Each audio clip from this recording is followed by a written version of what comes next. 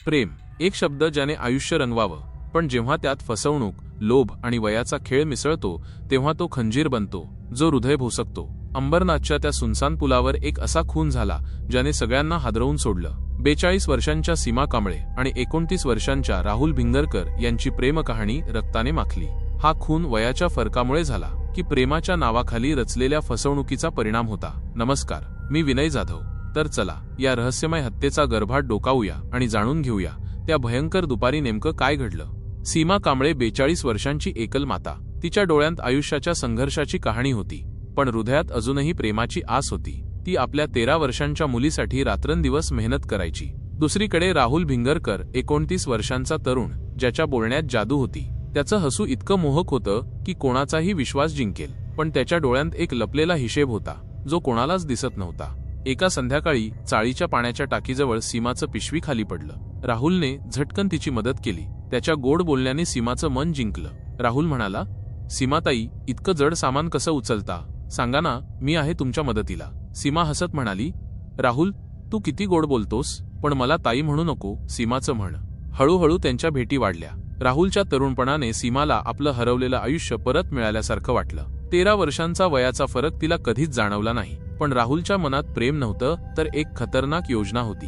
प्रेमाला वयाची सीमा नसते, पण हृदयापेक्षा डोक्याने विचार करणं गरजेचं आहे. सीमाने राहुलच्या बोलण्यावर विश्वास ठेवला, पण ती त्याच्या डोळ्यांत लपलेली फसवणूक का ओळखू शकली नाही? खरं प्रेम विश्वास मागतं, पण आंधळा विश्वास तुम्हाला अंधारात नेऊ शकतो. राहुल बोलतो, सीमा, मला फक्त थोड्या पैशांची गरज आहे. माझा व्यवसाय सुरू झाला की मी तुला सगळं परत करेन आणि मग आपण एकत्र आयुष्य जगू.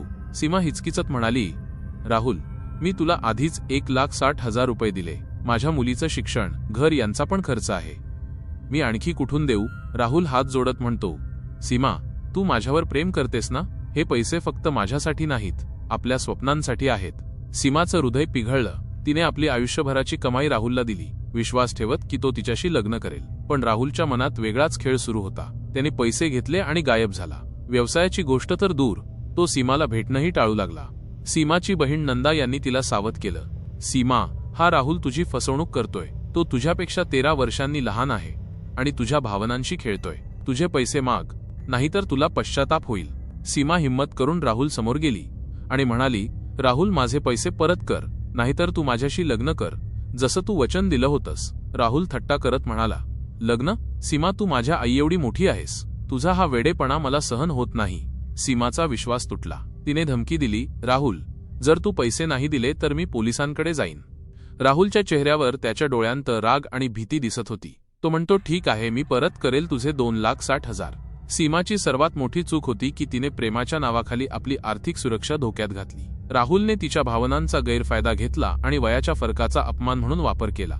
समाजात अशी मानसिकता आहे जी मोठ्या वयाच्या स्त्रियांना प्रेमात कमकुवत समजते, पण खरी कमजोरी आहे फसवणूक स्वीकारणं. सीमाने राहुलला थांबवायला हवं होतं, पण तिचं प्रेम तिला आंधळं करत गेलं.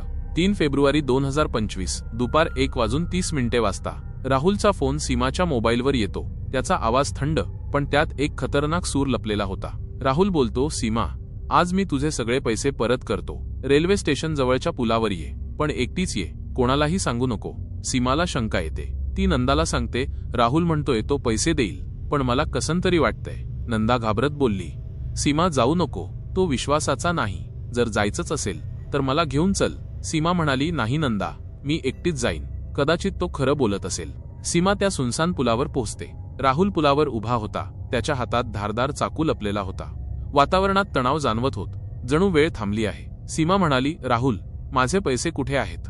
आता खोटं बोलू नको. राहुल हळू आवाजात म्हणतो, पैसे?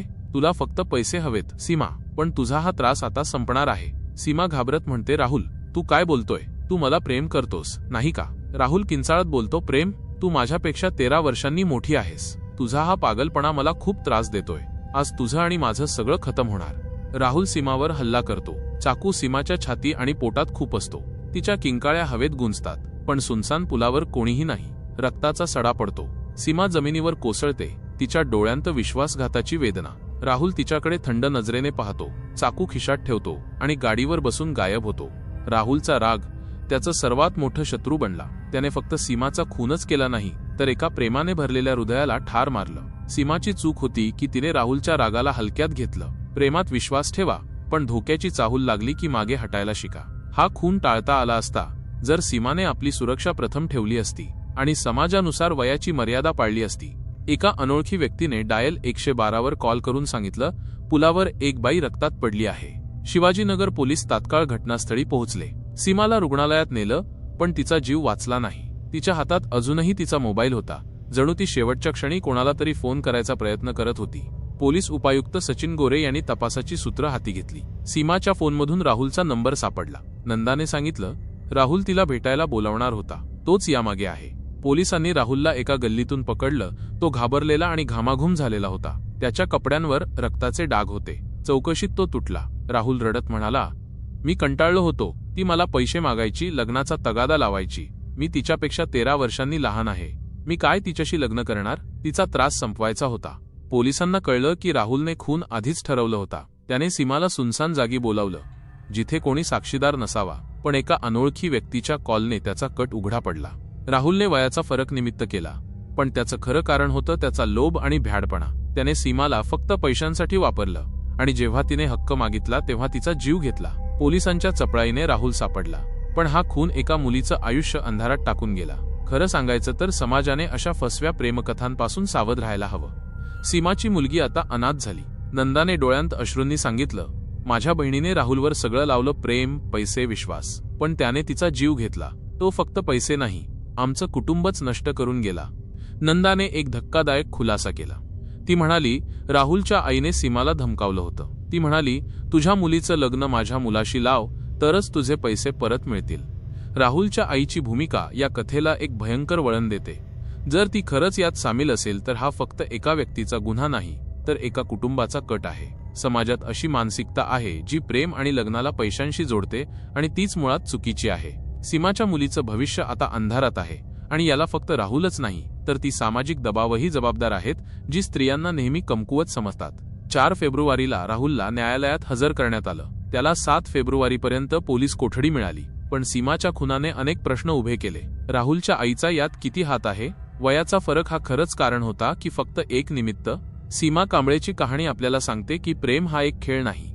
जेव्हा प्रेमात फसवणूक आणि लोभ मिसळतो तेव्हा तो रक्ताच्या डागांमध्ये बदलतो. सीमाने राहुलवर विश्वास ठेवला, पण त्या विश्वासाने तिचा जीव घेतला. सावध राहा, कारण प्रेमाचा रस्ता जितका मोहक आहे तितकाच तो धोक्यांनी भरलेला आहे. आणि लक्षात ठेवा, खरं प्रेम तुम्हाला कधीही अंधारात ढकलत नाही. सीमाची खरी चूक होती तिचा आंधळा विश्वास. राहुलने तिच्या प्रेमाचा आणि वयाच्या फरकाचा गैरफायदा घेतला. समाजात अशी मानसिकता आहे जी मोठ्या वयाच्या स्त्रियांना प्रेमात हिणवते, आणि हीच मानसिकता बदलायला हवी.